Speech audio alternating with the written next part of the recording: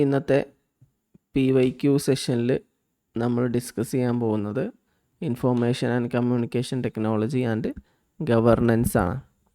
കൂടുതലായിട്ട് ചോദ്യങ്ങൾ വരുന്നൊരു ഭാഗമാണ് governance and information communication technology. ഇപ്പോൾ കുറച്ച് കാലങ്ങളായിട്ട് കൂടുതലായിട്ട് ചോദ്യങ്ങൾ കാണുന്നൊരു ഭാഗമാണിത്. അപ്പോൾ ഈ ഭാഗം നിങ്ങൾ നന്നായിട്ട് എന്ത് ചെയ്യണം, ഫോക്കസ് ചെയ്യണം. ഇതിൽ പ്രധാനമായിട്ട് ഗവൺമെൻറ്റിൻ്റെ കുറേ സ്കീംസ് ആയിരിക്കും വരിക. ഗവൺമെൻറ് സ്കീംസ് എങ്ങനെയാണ് ഇൻഫോർമേഷൻ ആൻഡ് കമ്മ്യൂണിക്കേഷൻ ടെക്നോളജി ഉപയോഗിച്ചുകൊണ്ട് ഗവൺമെൻറ് പദ്ധതികൾ ജനങ്ങളിലേക്ക് എത്തിക്കുന്നത്, അങ്ങനെ കുറേ കാര്യങ്ങളാണ് ഇതിൽ വരുന്നത്.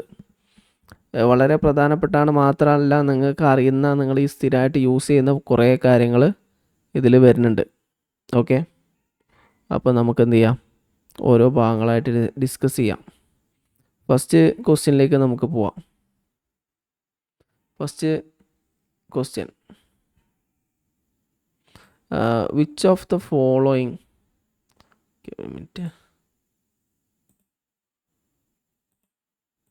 which of the following is the G2C governance initiative? G2C എന്ന് പറഞ്ഞാൽ government to citizen. Government to citizen എന്ന് പറഞ്ഞാൽ ഗവൺമെൻറ് നേരിട്ട് സിറ്റിസൺസിന് സർവീസ് പ്രൊവൈഡ് ചെയ്യുന്ന ഒരു സ്കീം, ഇനീഷ്യേറ്റീവ് താഴെ പറയുന്നതിൽ ഏതാണെന്നാണ് ക്വസ്റ്റ്യൻ. ഈ പ്രൊക്യൂർമെൻറ്റ്, ഡിജി ലോക്കർ, MCA21, കസ്റ്റം, EDI. ഇത് നമുക്ക് അറിയണ കാര്യമാണ്. നമ്മൾ സ്ഥിരമായിട്ട് യൂസ് ചെയ്യുന്ന ഒരു സാധനമാണിത്, ഡിജി ലോക്കർ എന്ന് പറഞ്ഞാൽ. ഡിജി ലോക്കർ എന്ന് പറഞ്ഞാൽ ശരിക്കൊരു ഗവൺമെൻറ് ടു സിറ്റിസൺ ഫെസിലിറ്റിയാണ്. ഇത് നമുക്ക് ഗവൺമെൻറ് തരുന്നൊരു സർവീസാണ്. നമ്മളെ എല്ലാവരുടെ ഫോണിലും, ഭൂരിഭാഗം ആൾക്കാരുടെ ഫോണിലും ഡിജി ലോക്കർ ഉണ്ടായിരിക്കും അല്ലേ. അതിൽ നമ്മളെ ലൈസൻസ്, നമ്മളെ മാർക്ക് ലിസ്റ്റ്, ID പ്രൂഫ്, അങ്ങനെ എല്ലാ കാര്യങ്ങളും അതിൽ ഉൾപ്പെടുത്തിയിട്ട് നമുക്ക് എപ്പോൾ വേണമെങ്കിലും എന്ത് ചെയ്യുക, ഡൗൺലോഡ് ചെയ്തെടുക്കാൻ പറ്റും. ആധാർ, അത് പാൻ കാർഡ്, ഇതൊക്കെ നമുക്ക് സേവ് ചെയ്ത് വെക്കാൻ പറ്റിയ ഒരു ഡിജിറ്റൽ സ്പേസാണ് ഈ ഡിജി ലോക്കർ എന്ന് പറയുന്നത്. അത് ശരിക്ക് IT ആക്ട് 2016 പ്രകാരം അത് വാലിഡ് പ്രൂഫ് കൂടിയാണ്. അപ്പോൾ ഈ ഡിജി ലോക്കറിൽ നമ്മൾ ഉപയോഗിക്കുന്ന, അപ്ലോഡ് ചെയ്തിട്ടുള്ള മെറ്റീരിയൽ വെച്ചിട്ട് നമുക്ക് എന്ത് ചെയ്യാം, അത് വാലിഡ് പ്രൂഫ് ആയിക്കൊണ്ട് തന്നെ നമുക്കത് ഉപയോഗിക്കാൻ പറ്റും.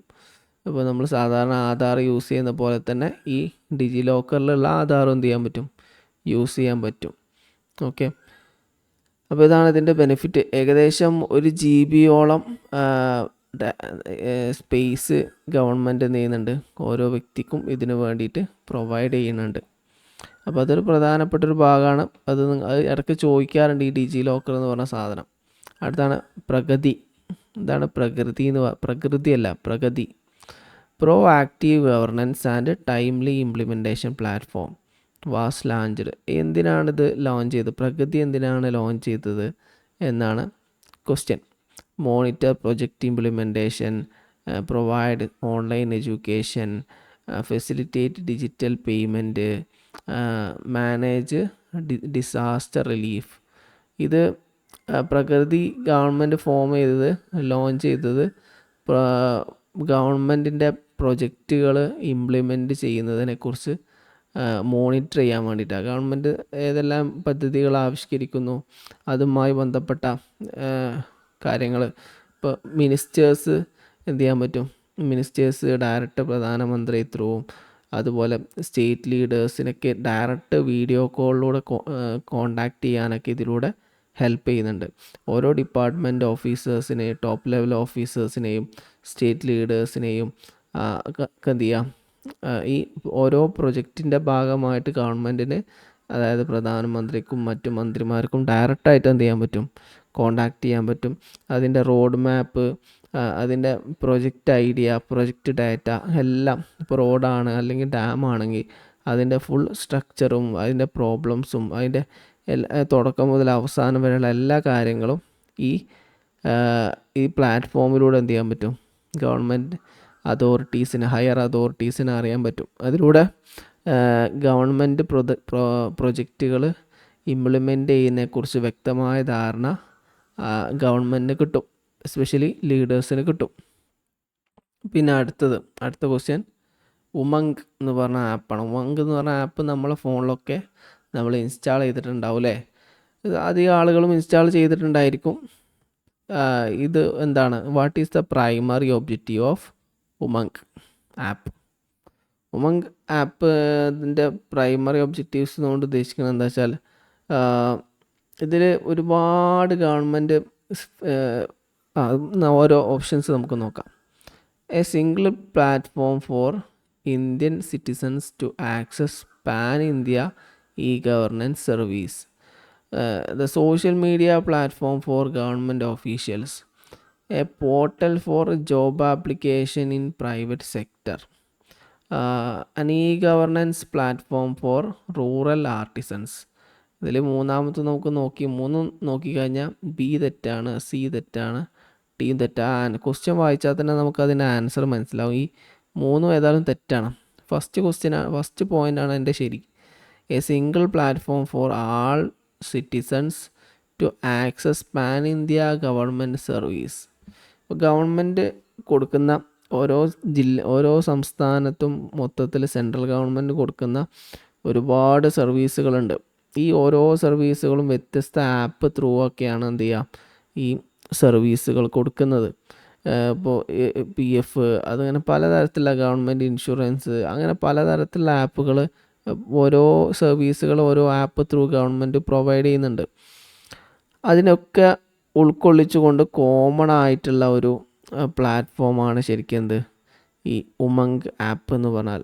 ഈ ഉമങ്ക് ആപ്പിലൂടെ എന്ത് ചെയ്യുന്നുണ്ട്, പൂർണ്ണമായിട്ടും 24/7 ഗവൺമെൻറ്റിൻ്റെ എല്ലാ ഫെസിലിറ്റീസും സർവീസുകളും അവൈലബിൾ ആവുന്നുണ്ട്. ഓക്കെ, അപ്പോൾ അതാണ് ഇതിൻ്റെ വിശദീകരണം. പിന്നെ ഉമങ്കിൻ്റെ ഫുൾ ഫോം നമുക്ക് വേണമെങ്കിൽ ഒന്ന് ചെക്ക് ചെയ്ത് നോക്കാം. എന്താണ് ഉമങ്ക് എന്ന് പറഞ്ഞാൽ, അതിൻ്റെ ഫുൾ ഫോം നമുക്ക് നോക്കാം. ഉമങ്കിൻ്റെ ഫുൾ ഫോം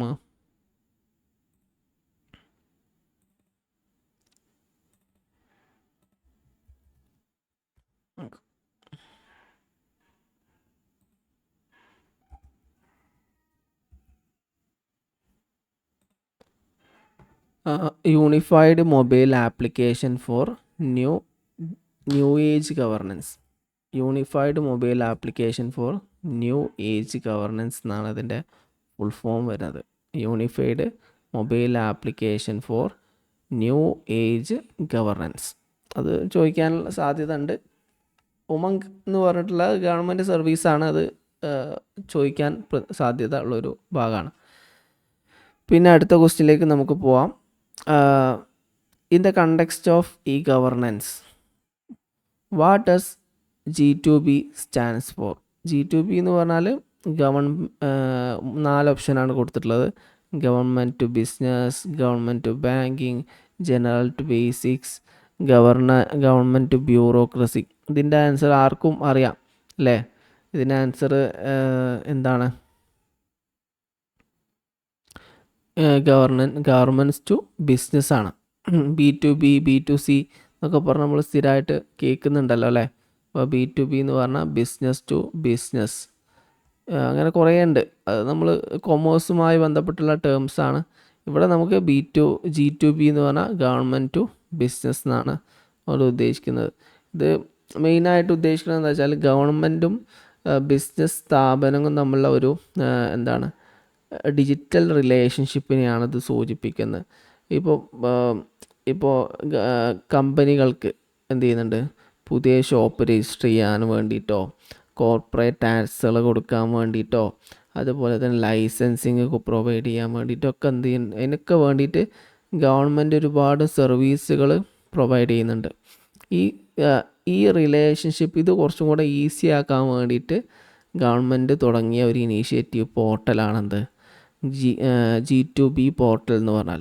ഈ G2B പോർട്ടലിലൂടെ കമ്പനികൾക്ക്, ബിസിനസ് സ്ഥാപനങ്ങൾക്ക് പുതിയ ഷോപ്പുകൾ രജിസ്റ്റർ ചെയ്യാൻ പറ്റും, അതേപോലെ തന്നെ നികുതി അടക്കാൻ പറ്റും, അതുപോലെ ലൈസൻസിന് അപ്ലൈ ചെയ്യാൻ പറ്റും, ഇങ്ങനെയുള്ള കാര്യങ്ങളൊക്കെ ചെയ്യാൻ പറ്റും. അപ്പോൾ ഇത് G2B എന്ന് പറഞ്ഞാൽ ഗവൺമെൻറ് ടു ബിസിനസ് ആണ്. അതേപോലെ തന്നെ ഗവൺമെൻറ് ടു ഗവൺമെൻറ് ഉണ്ട്, ഗവൺമെൻറ് ടു സി ഉണ്ട്, അങ്ങനെ കുറേ ഉണ്ട്. അതൊക്കെ ഓരോന്ന് നമുക്ക് ആ സമയത്ത് നോക്കാം. അതൊക്കെ കൊമേഴ്സുമായി ബന്ധപ്പെട്ട് വരുന്ന ടെക്നിക്കൽ ടേംസ് ആണ്. ഇനി അടുത്തത് നമ്മൾ മുമ്പ് പഠിച്ചിട്ടുള്ള ഒരു ക്വസ്റ്റ്യൻ തന്നെ, ഒരു ടോപ്പിക്കാണ്. Which of the following is an initiative of digitalisation of academic records in India? ഇന്ത്യയുടെ നമ്മളിപ്പോൾ കോളേജുകൾ ഓരോ വ്യക്തിയുടെയും സർട്ടിഫിക്കറ്റ്സ്, അക്കാദമിക് റെക്കോർഡുകളൊക്കെ ഡിജിറ്റലി കൺവേർട്ട് ചെയ്തിട്ട് സൂക്ഷിക്കുന്ന എന്താണ് ഈ ഗവൺമെൻറ്റിൻ്റെ ഇനീഷ്യേറ്റീവ് ഏതാണ് എന്നതാണ് question. National academic depository, national digital library, Shodh Sindhu, അതുപോലെ സ്വയം അല്ല, സ്വയം എന്ന് പറഞ്ഞാൽ എന്താണ്, ഒരു എഡ്യൂക്കേഷൻ പ്ലാറ്റ്ഫോമാണ്, മൂക്ക് പ്ലാറ്റ്ഫോമാണെന്ന് പറഞ്ഞ് നമ്മൾ പഠിച്ചു. ഈ ശോധ് സിന്ധു അല്ല, അതും ഒരു കണ്ടൻറ്റുമായി ബേസ് ചെയ്തിട്ടുള്ള പ്ലാറ്റ്ഫോമാണ്. എന്താണ് ലൈബ്രറി അല്ല, ലൈബ്രറിയിലൊക്കെ എന്താണ് നാഷണൽ ഡിജിറ്റൽ ലൈബ്രറിയിൽ ബുക്സൊക്കെയാണല്ലോ അവൈലബിൾ ആവുന്നത്. അപ്പോൾ ഇതിൻ്റെ കറക്റ്റ് ആൻസർ വരുന്നത് നാഷണൽ അക്കാദമിക് ഡെപ്പോസിറ്ററിയാണ്. ഈ നാഷണൽ അക്കാദമിക് ഡെപ്പോസിറ്ററി എന്ന് പറയുക digital bank for certificates, degrees, ഡിപ്ലോമാസിൻ്റെ ഒക്കെ ഡിജിറ്റൽ സർട്ടിഫിക്കറ്റുകൾ സ്റ്റോർ ചെയ്യപ്പെട്ട ഭാഗമാണെന്ത് ഈ NAD എന്ന് പറയുന്നത്, നാഡ് എന്ന് പറയുന്നത്. ഇങ്ങനെ ഇത്തരം ഭാഗത്ത് ഇവിടെ സ്റ്റോർ ചെയ്ത് വെച്ചുകൊണ്ടുള്ള ഗുണം എന്താണെന്ന് വെച്ചാൽ സർട്ടിഫിക്കറ്റ് നഷ്ടപ്പെട്ടു പോകുമെന്നുള്ള പേടി ഉണ്ടാവില്ല. സ്കൂളുകൾ, കോളേജുകളൊക്കെ, യൂണിവേഴ്സിറ്റികളൊക്കെ എന്ത് ചെയ്യുന്നുണ്ട്, അവരെ റിസൾട്ട് ഡിജിറ്റലി ഇതിൽ അപ്ലോഡ് ചെയ്യുന്നുണ്ട്. ആർക്കും എന്ത് ചെയ്യാം, എനി ടൈമിൽ ആർക്കും ഇത് എന്ത് ചെയ്യാം, അപ്ലോഡ് ചെയ്യാൻ, നോക്കാൻ, കാണാനും പറ്റും. ഇത് വെരിഫൈ ചെയ്യുന്നത് ഡയറക്റ്റ് ഈ അപ്ലോഡ് ചെയ്യുന്ന ഇൻസ്റ്റിറ്റ്യൂട്ട് തന്നെ അത് വെരിഫൈ ചെയ്യുന്നത് കൊണ്ട് തന്നെ ഫേക്ക് സർട്ടിഫിക്കറ്റുകളുടെ ഡെവലപ്മെൻറ്റ്, ഫേക്ക് സർട്ടിഫിക്കറ്റ് ഉണ്ടാക്കുന്നതിൽ നിന്ന് ഒരു പരിധി വരെ എന്ത് ചെയ്യാൻ പറ്റും, രക്ഷപ്പെടാൻ ഇതിലൂടെ സാധിക്കും. കാരണം എല്ലാ സർട്ടിഫിക്കറ്റും എന്തിലുണ്ടാവും, ഇതിൽ അപ്ലോഡ് ചെയ്തിട്ടുണ്ടാവും. ഇതിൽ അപ്ലോഡ് ചെയ്യാത്ത സർട്ടിഫിക്കറ്റിൽ ഫേക്കാണെന്ന് നമുക്ക് പെട്ടെന്ന് മനസ്സിലാക്കാൻ പറ്റും. അടുത്ത ക്വസ്റ്റ്യൻ ആണ് NEGP. NEGP എന്നാണ് ലോഞ്ച് ചെയ്തത്? NEGP എന്ന് പറഞ്ഞാൽ national E governance plan. National E governance plan launch ചെയ്തത് 2004 2006 2009 2014 ഇത് ലോഞ്ച് ചെയ്തത് 2006 2006 മെയ് 18 2006 ആണ് ഇത് ലോഞ്ച് ചെയ്തത്. ഇത് മെയിനായിട്ട് ടെക്നോളജി, ഇന്ത്യൻ ഗവൺമെൻറ് ഓഫീസുകളിലേക്ക് ടെക്നോളജി കൊണ്ടുവരാൻ വേണ്ടിയിട്ടുള്ള ആദ്യത്തെ ശ്രമമാണെന്ത്, നാഷണൽ ഇ ഗവർണൻസ് പ്ലാൻ. മുമ്പൊക്കെ നമുക്കറിയാം, നമ്മൾ പണ്ടൊക്കെ പോയി നോക്കിക്കഴിഞ്ഞാൽ വളരെ കാലം മുമ്പ് കുറച്ചും കൂടി ഏജ്ഡ് ആയ ആൾക്കാരൊക്കെ ആണെങ്കിൽ നമുക്ക് പണ്ടൊക്കെ നമ്മൾ ഗവൺമെൻറ് ഓഫീസുകളിലൊക്കെ പോയി കഴിഞ്ഞാൽ അവിടെ ഒരുപാട് ഫയലുകളൊക്കെ കണ്ടിട്ടുണ്ടാവും അല്ലേ. ഇപ്പോൾ അങ്ങനെയല്ല. ഇപ്പോൾ നമ്മൾ പുതിയ യുവാക്കളൊക്കെ നമ്മൾ സ്ഥിരമായിട്ട് ഓഫീസിലൊക്കെ പോകുന്ന സമയത്ത് അവിടെ എന്തില്ല, ഇനി എന്താണ് വില്ലേജ് ഓഫീസറാണ്, പഞ്ചായത്ത് ഓഫീസാണെങ്കിൽ അവിടെ പേപ്പറുകളൊക്കെ വളരെ കുറവാണ്. മുമ്പ് അങ്ങനെ ആയിരുന്നില്ല. മുമ്പ് ഓരോ സ്ഥാപനത്തിലും എന്തുണ്ടാവും, ഇതിൻ്റെ റെക്കോർഡുകൾ സൂക്ഷിക്കാൻ വേണ്ടിയിട്ടുള്ള റൂമുകൾ പ്രത്യേകം ഉണ്ടാവും. ഇന്ന് ഫയലുകളും PDF ഇതൊക്കെയാണ്, ഹാർഡ് ഡിസ്കുകളൊക്കെയാണ് ഉള്ളതെങ്കിൽ അന്ന് അങ്ങനെ ആയിരുന്നില്ല. ചുരുക്കി പറഞ്ഞു കഴിഞ്ഞാൽ ഈ പേപ്പർ ഉപയോഗത്തിൽ നിന്ന് മാറ്റിയിട്ട് ഡിജിറ്റലൈസ് ചെയ്യാൻ വേണ്ടിയിട്ട്, ഗവൺമെൻറ് ഓഫീസുകൾ ഡിജിറ്റലൈസ് ചെയ്യാൻ വേണ്ടിയിട്ട് കൊണ്ടുവന്നിട്ടുള്ള ഒരു പദ്ധതിയാണെന്ത്, ഈ നാഷണൽ ഇ ഗവർണൻസ് പ്ലാൻ എന്ന് പറയുന്നത്. ഇതിനൊരു ബെനിഫിറ്റ് എന്താ പറഞ്ഞാൽ എന്താ വെച്ചാൽ, ആർക്കും ചെറിയ ചെറിയ ഗ്രാമങ്ങളിൽ വരെ എന്ത് ചെയ്യുന്നുണ്ട്, ഗവൺമെൻറ് ഈസിലി എന്ത് ചെയ്യുന്നുണ്ട്, കമ്പ്യൂട്ടർ ത്രൂ എന്ത് ചെയ്യാം, ആക്സസ് ചെയ്യാൻ പറ്റും. ഇപ്പോൾ നമുക്ക് അക്ഷയ സെൻറ്ററൊക്കെ പോലെ തന്നെ സെൻട്രൽ ഗവൺമെൻറ് CSCകൾ രൂപീകരിച്ചു. ഈ CSC ത്രൂ എന്ത് ചെയ്യുന്നുണ്ട്, ആർക്കും എന്ത് ചെയ്യാൻ പറ്റും, അവരുടെ സർവീസസ് ഓൺലൈനായിട്ട് നമുക്ക് ഉണ്ടാക്കാൻ പറ്റും. ഇപ്പോൾ നമുക്ക് എന്തെങ്കിലും സർട്ടിഫിക്കറ്റുകളൊക്കെ ഉണ്ടാക്കണമെങ്കിൽ നമ്മൾ അക്ഷയയിൽ പോയിട്ട് ചെയ്യുന്ന പോലെ തന്നെ അക്ഷയേൻ്റെ ഒരു സെൻട്രൽ വേർഷനാണിത് CSC എന്ന് പറഞ്ഞാൽ. അപ്പോൾ ഇതൊക്കെ ഇതിൻ്റെ ഭാഗമായിട്ടാണ് എന്ത് ചെയ്ത് ഡെവലപ്പ് ചെയ്തത്. ചുരുക്കി പറഞ്ഞാൽ ഗവൺമെൻറ്റിനെ ഒന്നുകൂടി ഡിജിറ്റലൈസ് ചെയ്യുക എന്ന ഉദ്ദേശത്തോടു കൂടിയാണ് ഗവൺമെൻറ് സർവീസുകൾ ഡിജിറ്റലൈസ് ചെയ്യുക എന്ന ഉദ്ദേശത്തോടു കൂടിയാണ് നാഷണൽ ഇ ഗവർണൻസ് പ്ലാൻ നടപ്പിലാക്കിയത്. ഇനി അടുത്ത ക്വസ്റ്റ്യനിലേക്ക് നമുക്ക് പോവുകയാണെങ്കിൽ, which pillar of digital India focus on providing government services digitally and real time? ഏത് റിയൽ ടൈമായിട്ട് ഡിജിറ്റൽ ഗവൺമെൻറ് സർവീസ് കൊടുക്കുന്ന പില്ലർ താഴെ പറയുന്നതിൽ ഏതാണ്? ഈ ക്രാന്തിയാണ് കേട്ടോ. E Kranti, broadband highways, easily harvest programs, IT for jobs, ഇതൊക്കെ ഗവൺമെൻറ് ഇനീഷ്യേറ്റീവ്. ഇതിൻ്റെ ആൻസർ നോക്കിയാൽ തന്നെ പല എക്സാമിൻ്റെയും പല ക്വസ്റ്റ്യൻ്റെയും പ്രത്യേകത നമുക്ക് ആൻസർ നോക്കിയാൽ തന്നെ നമുക്ക് എന്ത് ചെയ്യാൻ പറ്റും, ഓപ്ഷൻ നോക്കിയാൽ തന്നെ ഒഴിവാക്കാൻ പറ്റും എന്നുള്ളതാണ്. അങ്ങനെ നെറ്റ് എക്സാമിനും അങ്ങനെ കാണാറുണ്ട്. അപ്പോൾ നെറ്റ് എക്സാമിൻ്റെ ഒരു പാറ്റേൺ നിങ്ങൾ നോക്കുകയാണെങ്കിൽ ഒരു 50%, ഒരു 30 to 50% ക്വസ്റ്റ്യൻസും കുറച്ച് എളുപ്പമുള്ള ക്വസ്റ്റ്യൻസ് ആയിരിക്കും, ഈസി ക്വസ്റ്റ്യൻ ആയിരിക്കും. ഒരു 40 to 30 അല്ലെങ്കിൽ 30-40 ക്വസ്റ്റ്യൻ ഒരു മീഡിയം ലെവൽ ക്വസ്റ്റ്യൻ ആയിരിക്കും. പിന്നെ അതിൻ്റെ മുകൾക്കുള്ള ഒരു 20% ക്വസ്റ്റ്യൻസ് ഭയങ്കര ടഫായിട്ടുള്ള ക്വസ്റ്റ്യൻസ് ആയിരിക്കും. അത് ഈ ലാസ്റ്റ് വരുന്ന 20% ക്വസ്റ്റ്യൻസ് നമുക്ക് പെട്ടെന്ന് ആൻസർ ചെയ്യാൻ വലിയ ബുദ്ധിമുട്ടായിരിക്കും. ആദ്യം വരുന്ന ഒരു 30 അല്ലെങ്കിൽ 50 ചോദ്യങ്ങൾ നമുക്ക് ഈസി ആയിട്ട് ആൻസർ ചെയ്യാൻ പറ്റും. 30 അല്ലെങ്കിൽ മാക്സിമം പോയി കഴിഞ്ഞാൽ ഒരു 35 ക്വസ്റ്റ്യൻസ്, 35-40 ക്വസ്റ്റ്യനൊക്കെ അത് ഈസി ക്വസ്റ്റ്യൻ ആയിരിക്കും. മാക്സിമം പോയാൽ 50 ക്വസ്റ്റ്യൻസ്. അതിനങ്ങോട്ട് മുകളിലൊക്കെ നമുക്കൊരു മീഡിയം ലെവലും കുറച്ച് ടഫുള്ളതായിരിക്കും 20%. ഒരു 20 ക്വസ്റ്റ്യനൊക്കെ 100 ക്വസ്റ്റ്യനിൽ ഒരു 20 ക്വസ്റ്റ്യനൊക്കെ ടഫായിട്ട് പ്രതീക്ഷിക്കാം. അപ്പോൾ ഇത്തരം ക്വസ്റ്റ്യൻസൊക്കെ എളുപ്പമുള്ള ക്വസ്റ്റ്യനാണ്. ഇതിലിപ്പോൾ ബ്രോഡ്ബാൻഡ് ഹൈവേസ് ആവില്ലല്ലോ സ്വാഭാവികമായിട്ട്, ഏർലി ഹാർവസ്റ്റ് പ്രോഗ്രാമും ആവില്ല, പിന്നെ IT ഫോർ ജോബ്സും ഈ ക്രാന്തിയാണ് വരിക. അപ്പോൾ അതിൽ ആൻസർ വരുന്നത് 7ാമത്തെ ക്വസ്റ്റ്യൻ ഈ ക്രാന്തിയാണ്. നമ്മളിപ്പോൾ ഈ ക്രാന്തിയോട് ഉദ്ദേശിക്കുന്നത് വെച്ചാൽ നമ്മൾ ജസ്റ്റ് അതിപ്പോൾ എന്തെങ്കിലും കണ്ടൻറ്റ് മുമ്പൊക്കെ ഫയലുകളായിട്ട് സൂക്ഷിച്ച സാധനം രേഖകൾ ജസ്റ്റ് ഓൺലൈനിലേക്ക് മാറ്റുക എന്നതിൽ നിന്ന് മാറിക്കൊണ്ട് അത് എങ്ങനെയാണോ ഡിജിറ്റലൈസ് ചെയ്യേണ്ടത് അതിൻ്റെ കൃത്യമായ രീതിയിൽ തന്നെ എന്ത് ചെയ്യുക, ട്രാൻസ്ഫോം ചെയ്തിട്ട് ഡിജിറ്റലൈസ് ചെയ്യുക. ഇപ്പോൾ നമുക്കറിയാം, നമുക്ക് ജസ്റ്റ് ഒരു വെബ്സൈറ്റ് ക്രിയേറ്റ് ചെയ്തിട്ട് ഫയലുകൾ അതേപോലെ സ്കാൻ ചെയ്ത് അപ്ലോഡ് ചെയ്യുകയും ചെയ്യാം. നമുക്ക് ഡിജിറ്റൽ ഫയലുകളാക്കിയിട്ട് അതിനനുസരിച്ച് ഡിജിറ്റൽ സിഗ്നേച്ചർ ഉപയോഗിച്ചുകൊണ്ടും സർവീസുകൾ പ്രൊവൈഡ് ചെയ്തുകൊണ്ടൊക്കെ എന്ത് ചെയ്യാൻ പറ്റും, നമുക്ക് ചെയ്യാൻ പറ്റും. ഇപ്പോൾ നമുക്ക് ഒരു ഉദാഹരണം നോക്കുകയാണെങ്കിൽ, ഇപ്പോൾ ഗവൺമെൻറ്റിൻ്റെ ഏതെങ്കിലും ഒരു പ്ലാറ്റ്ഫോം, ഇപ്പോൾ നമ്മൾ എടുക്കുക ഉമംഗ് പ്ലാറ്റ്ഫോം,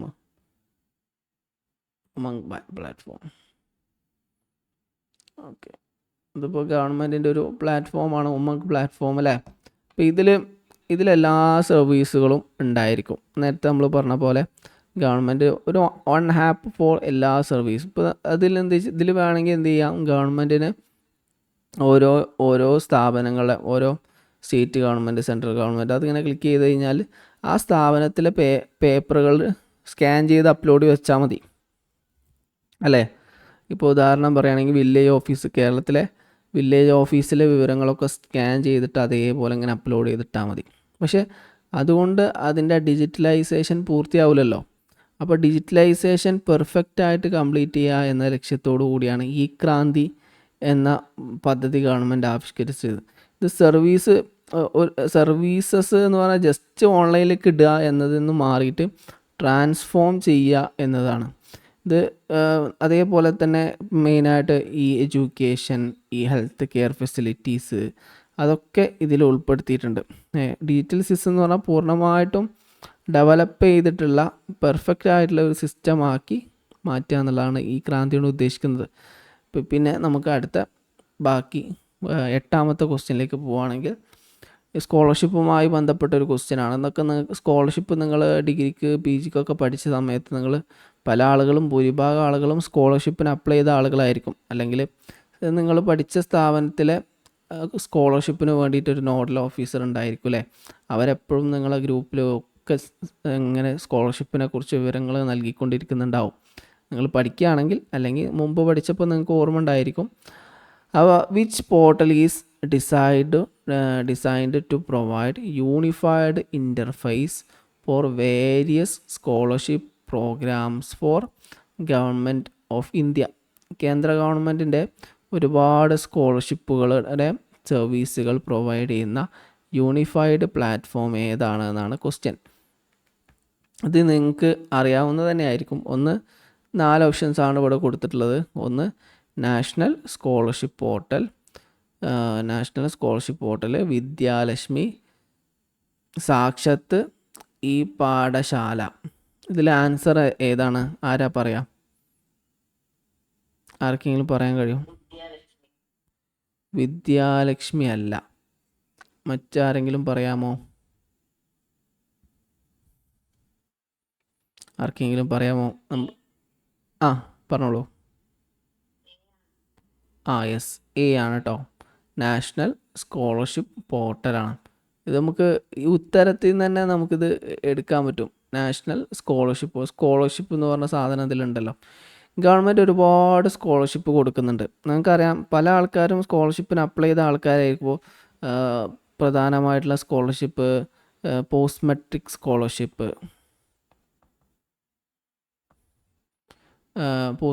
സ്കോളർഷിപ്പ് ഇപ്പോഴും ഡിസബിലിറ്റീസിനൊക്കെ ഇപ്പോഴും പോസ്റ്റ് മെട്രിക് സ്കോളർഷിപ്പ് കൊടുക്കുന്നുണ്ട്. അതുപോലെ സെൻട്രൽ സെക്ടർ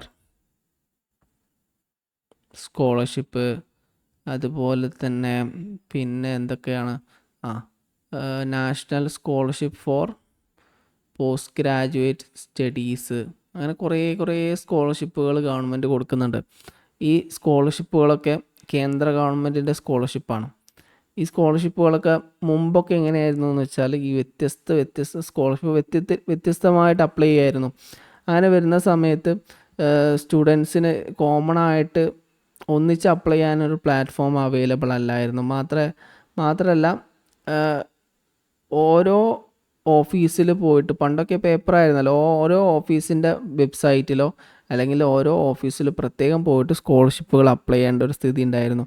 ഇത് ഇന്ന് എന്ത് ചെയ്യും, ഗവൺമെൻറ് നാഷണൽ സ്കോളർഷിപ്പ് പോർട്ടൽ എന്ന് പറഞ്ഞ വെബ്സൈറ്റ് കൊണ്ടുവന്നതുകൊണ്ട് തന്നെ ഇതിലെന്ത് ചെയ്യാൻ പറ്റും, എല്ലാവർക്കും കോമൺ ആയിട്ട് ഇതിൽ തന്നെ കയറിയിട്ട് അപ്ലൈ ചെയ്യാൻ പറ്റും. ഇതിൽ തന്നെ നമുക്ക് എന്ത് ചെയ്യാൻ പറ്റും, ഗവൺമെൻറ് കുറേ റിഫോംസ് കൊണ്ടുവന്നിട്ടുണ്ട്. മുമ്പൊക്കെ പറഞ്ഞാൽ നമ്മൾ സ്കോളർഷിപ്പൊക്കെ കോളേജിലൊക്കെ ആയിരുന്നു വന്നിരുന്നത്.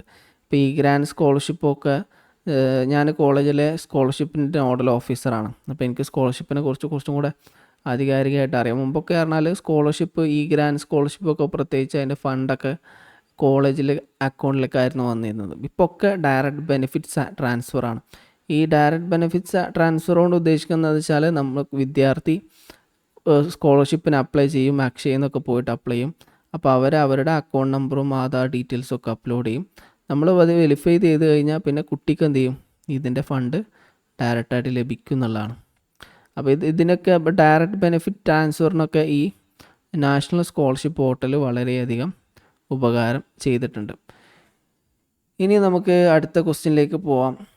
ഡിജി ലോക്കറിനെ കുറിച്ച് നമുക്കറിയാം. നമ്മൾ ഈ ഉപയോഗിക്കുന്ന സാധനമാണ് ഡിജി ലോക്കർ എന്ന്, സ്ഥിരമായിട്ട് ഉപയോഗിക്കുന്നതാണ്. കാരണം നമ്മുടെ ഇപ്പോൾ വാഹനവുമായി ബന്ധപ്പെട്ട് നമ്മളുടെ രേഖകൾ, നമ്മളെ +2 സർട്ടിഫിക്കറ്റ്, ഡിഗ്രി സർട്ടിഫിക്കറ്റുകൾ, അതുപോലെ തന്നെ നമ്മളെ ആധാർ, അത് പാൻ കാർഡ്, അങ്ങനെയുള്ള എല്ലാ സാധനങ്ങളും ഒരുമിച്ച് സ്റ്റോർ ചെയ്ത് വെക്കാൻ പറ്റിയൊരു പ്ലാറ്റ്ഫോമാണെന്ത്, ഡിജി ലോക്കർ പ്ലാറ്റ്ഫോം എന്ന് പറഞ്ഞാൽ.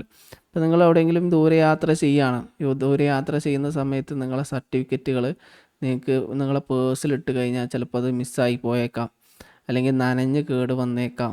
അതിനൊക്കെ കാരണങ്ങളുണ്ട് അല്ലേ. അപ്പോൾ ഈ ഡിജി ലോക്കർ എന്ന് പറഞ്ഞ ആപ്പ് ഇൻസ്റ്റാൾ ചെയ്തിട്ട് അതിലേക്ക് നിങ്ങളെ ഡാറ്റ അപ്ലോഡ് ചെയ്ത് കഴിഞ്ഞാൽ അതിൻ്റെ ഗുണം എന്താണെന്ന് വെച്ചാൽ, നിങ്ങൾക്കത് എവിടെയും ആക്സസ് ചെയ്യാൻ പറ്റും. ബൈ ചാൻസിൽ നിങ്ങളെ മൊബൈൽ കളഞ്ഞു പോയി എന്ന് കരുതുക, എന്നാൽ തന്നെ നിങ്ങളെ ആധാർ നമ്പർ ഉണ്ടെങ്കിൽ നിങ്ങൾക്ക് എന്ത് ചെയ്യാൻ പറ്റും, അത് വേറെ ഫോണിലേക്ക് അത് ഓപ്പൺ ചെയ്തെടുക്കാൻ പറ്റും. നമ്മളെ പാൻ കാർഡ്, അതുപോലെ നമുക്ക് ഇൻഷുറൻസ് എടുത്തിട്ടുണ്ടെങ്കിൽ നമ്മളെ ഇൻഷുറൻസ്, അതുപോലെ വാഹനത്തിൻ്റെ RC ബുക്ക്, അങ്ങനെ ഒരുപാട്. ഇപ്പോൾ നമ്മളെ ഗ്യാസ് ഏജൻസിയുടെ ഗ്യാസിൻ്റെ ഡീറ്റെയിൽസ് എല്ലാം അതിൽ കാണാൻ സാധിക്കും എന്നുള്ളതാണ്. അപ്പോൾ ക്വസ്റ്റ്യൻ എന്താണ്? Digital locker provide a platform for, എന്തിനു വേണ്ടിയിട്ടാണ് ഡിജിറ്റൽ ലോക്കർ എന്ത് പ്ലാറ്റ്ഫോമാണ് പ്രൊവൈഡ് ചെയ്യുന്നത്? Option A, physical storage of documents. Physical storage അല്ല, തെറ്റാണല്ലോ. Issuance and verification of documents and certificates in a digital way. മൂന്നാമത്തതാണ് online banking transactions. D, encrypting personal emails. ഇതിൽ answer ഏതായിരിക്കും? ആരാണ് പറയാം?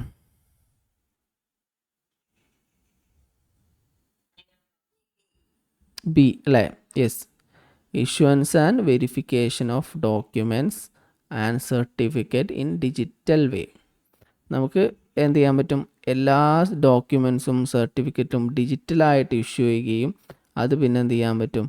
അത് റിട്രീവ് ചെയ്യാനും നമുക്ക് സാധിക്കും. മാത്രമല്ല ഇത് വാലിഡ് കൂടിയാണ്. ഇത് IT ആക്ട് 2016 പ്രകാരം ഇത് വാലിഡാണ്. നമുക്ക് ഇപ്പോൾ ഒരാൾ നമ്മൾ വാഹനം ഓടിച്ച് പോകുന്ന സമയത്ത് പോലീസുകാരൻ കൈകാട്ടി, അപ്പോൾ നമ്മളടുത്ത് സർട്ടിഫിക്കറ്റില്ല, നമ്മളെ മൊബൈലിൽ ഡിജി ലോക്കറിൽ നമ്മൾ എന്ത് ചെയ്തു? നമ്മളെ ലൈസൻസും നമ്മൾ RC ബുക്കൊക്കെ കാണിച്ചു കൊടുത്തു എന്ന് കരുതാം. അപ്പോൾ അത് ശരിക്കും പേപ്പർ ഡോക്യുമെൻ്റ് പോലെ തന്നെ വാലിഡ് ആണെന്ത്? ഈ ഡിജിറ്റൽ ലോക്കറിലുള്ള സർട്ടിഫിക്കറ്റ്സും.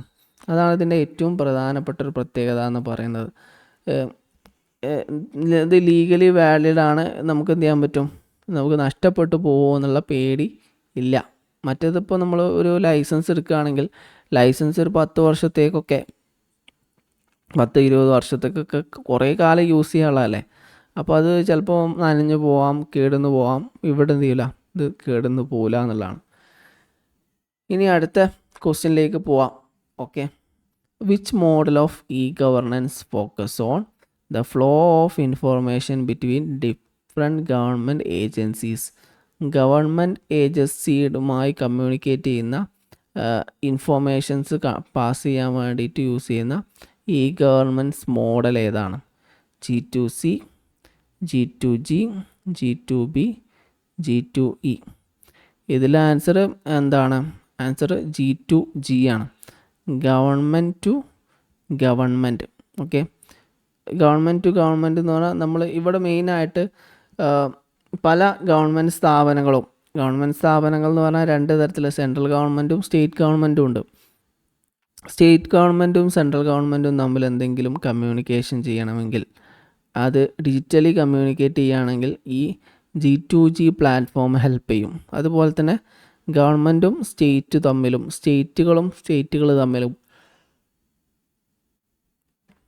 അതുപോലെ തന്നെ സ്റ്റേറ്റും ഗവൺമെൻറ്റും തമ്മിലൊക്കെ ഡിജിറ്റലി കമ്മ്യൂണിക്കേറ്റ് ചെയ്യാൻ ഹെൽപ്പ് ചെയ്യുന്ന ഒരു പ്ലാറ്റ്ഫോമാണെന്ത്? ഇത്. ഓക്കെ, ഇപ്പോൾ ഉദാഹരണം പറയാം. ഇപ്പോൾ ഒരു പോലീസുകാരനാണ് ഇപ്പോൾ നമ്മളെ ഇങ്ങനെ പോണത്,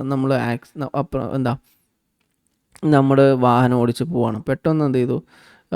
നമ്മളെ പോലീസുകാരൻ എന്ത് ചെയ്തു? നമ്മളെ കൈയാട്ടി. അപ്പോൾ നമുക്ക് ഇൻഫോർമേഷൻ, നമ്മളെ ഡീറ്റെയിൽസ് അവർക്ക് എന്ത് ചെയ്യണം? എടുക്കണം. അപ്പോൾ പോലീസുകാരൻ എന്ത് ചെയ്യാം? അദ്ദേഹത്തിൻ്റെ ഓൺലൈൻ പ്ലാറ്റ്ഫോം, ഉദാഹരണമായിട്ട് പരിവാഹൻ സംവിധാനങ്ങളൊക്കെ ഉണ്ട്. അത് വെച്ചിട്ട് എന്ത് ചെയ്യാൻ പറ്റും? ഗവൺമെൻറ്റിന് ഇൻഫോർമേഷൻസ് കൊടുക്കാൻ പറ്റും. ഇപ്പോൾ പോലീസിന് എന്ത് ചെയ്യും? നമ്മളെ ഫുൾ ഡീറ്റെയിൽസ് ആയി കിട്ടും. അപ്പോൾ അങ്ങനെ എന്ത് ചെയ്യാൻ പറ്റും? ഇത് ഡിപ്പാർട്ട്മെൻറ്റുകൾ തമ്മിൽ ഉള്ള കമ്മ്യൂണിക്കേഷനാണ്. നമുക്ക് എന്തില്ല, അതിൽ ഇൻവോൾവ് ഇല്ല. വ്യത്യസ്ത ഗവൺമെൻറ് സ്ഥാപനങ്ങൾ തമ്മിൽ ഡിജിറ്റലി കമ്മ്യൂണിക്കേറ്റ് ചെയ്യാൻ യൂസ് ചെയ്യുന്ന ഒരു പ്ലാറ്റ്ഫോമാണിത്. ഇതിൽ നമുക്ക് എന്ത് ചെയ്യാൻ പറ്റും? എന്ത് സാധനം വെരിഫൈ ചെയ്യാനും ഒക്കെ ഈ ഗവൺമെൻറ് അതോറിറ്റീസിന് ഇതിലൂടെ സാധിക്കും. ഇതിൻ്റെ മെച്ചം എന്താണെന്ന് വെച്ചാൽ, ഇതിൻ്റെ ഭാഗമായി ഇപ്പോൾ നമ്മൾ എന്തെങ്കിലും ആപ്ലിക്കേഷനൊക്കെ കൊടുക്കുന്ന സമയത്തൊക്കെ, നമ്മളല്ല, ഒരു ഗവൺമെൻറ് ഇൻസ്റ്റിറ്റ്യൂഷൻ മറ്റൊരു ഗവൺമെൻറ് ഇൻസ്റ്റിറ്റ്യൂഷൻ എന്തെങ്കിലും ആപ്ലിക്കേഷനൊക്കെ കൊടുക്കുന്ന സമയത്ത് ലെറ്റേഴ്സൊന്നും സെൻഡ് ചെയ്യേണ്ട ആവശ്യമില്ല. നമുക്ക് എന്ത് ചെയ്യാം? അത് ഓൺലൈനായിട്ട് അപ്ലൈ ചെയ്യാനും ഓഫീസേഴ്സിന് ഇപ്പോൾ നമ്മൾ നേരത്തെ പറഞ്ഞല്ലോ, ഇപ്പോൾ ഒരു പോലീസുകാരൻ വണ്ടി കഴുകി വാഹനം തടഞ്ഞു. അപ്പോൾ അയാൾക്ക് എന്ത് ചെയ്യണം, ഈ തടഞ്ഞ വണ്ടിയുടെ ഡീറ്റെയിൽസ് കിട്ടണമെന്ന് കരുതുക. അപ്പോൾ അയാളെ മൊബൈൽ ഫോൺ യൂസ് ചെയ്തിട്ട് എന്ത് ചെയ്യാൻ പറ്റും, ഒരു ആപ്ലിക്കേഷനോ ഡീറ്റെയിൽസോ വെബ്സൈറ്റ് യൂസ് ചെയ്തുകൊണ്ട് ചില റിക്വസ്റ്റുകൾ കൊടുത്തിട്ട് എന്ത് ചെയ്യാൻ പറ്റും, അത് ആക്സസ് ചെയ്യാൻ പറ്റും, ഓൺലൈൻ ഡാറ്റ ആക്സസ് ചെയ്യാൻ പറ്റും. ഇത് കുറച്ചും കൂടെ എളുപ്പത്തിൽ നടത്തുന്ന ഗവൺമെൻറ് ടു ഗവൺമെൻറ് കമ്മ്യൂണിക്കേഷൻ മോഡലാണത്. അടുത്ത ക്വസ്റ്റ്യനിലേക്ക് പോവാം. My governance platform. എന്താണ് my governance platform? My governance platform was launched to, എന്തിനു വേണ്ടിയിട്ടാണ്? മൈ ഗവർണൻസ്, മൈ ഗവ് എന്നാണ് പറയുക, മൈ ഗവർണൻസ് ആണ് എൻ്റെ full form. Platform used to disseminate one way information, promote citizen engagement in governance, handle criminal records, manage international trade. ഇതിൽ നിന്നൊക്കെ ഈ സാധാരണഗതിയിൽ എളുപ്പമുള്ള ഭാഗമാണ് ഈ ഇൻഫോർമേഷൻ ആൻഡ് കമ്മ്യൂണിക്കേഷൻ ടെക്നോളജി ഒക്കെ.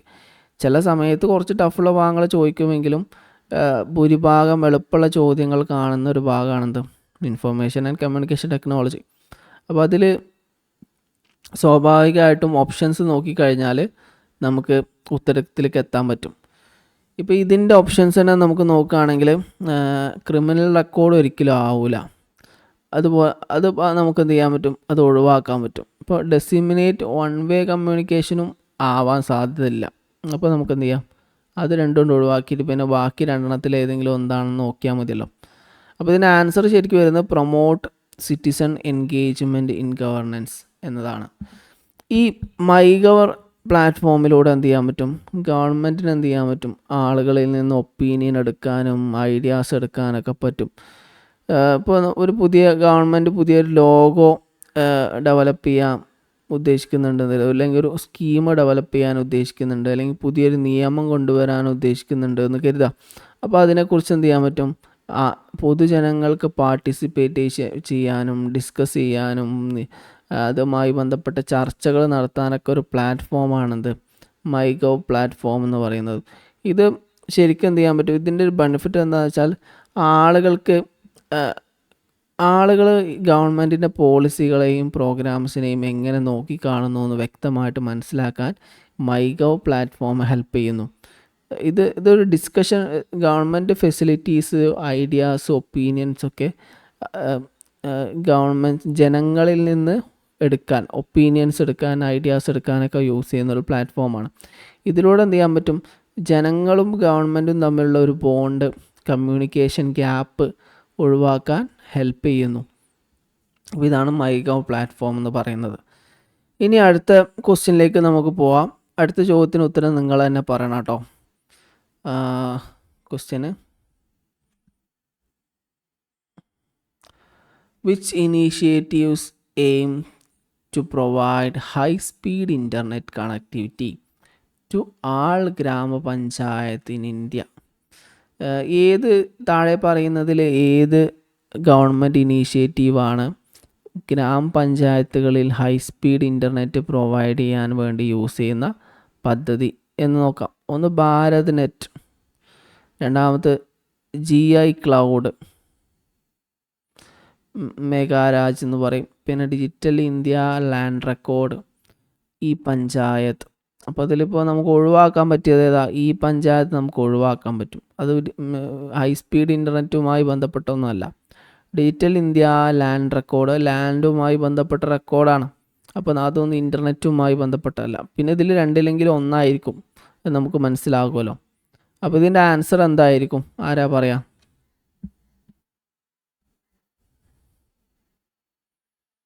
ഇതിൻ്റെ ആൻസർ ഞാൻ തന്നെ പറയാം. ഭാരത് നെറ്റ് എന്നാണ് ഇതിൻ്റെ ആൻസർ എന്ന് പറയുന്നത്. ഹൈ സ്പീഡ് ഇൻ്റർനെറ്റ് കണക്ഷൻ വില്ലേജസിലേക്ക് എത്തിക്കാൻ വേണ്ടി യൂസ് ചെയ്യുന്നൊരു പദ്ധതിയാണെന്ത്, ഭാരത് നെറ്റ് എന്ന് പറയുന്നത്. ഇത് മെയിനായിട്ട് ഇതിന് ഗവൺമെൻറ്റിൻ്റെ ഇപ്പോൾ ഒരു എന്താണ്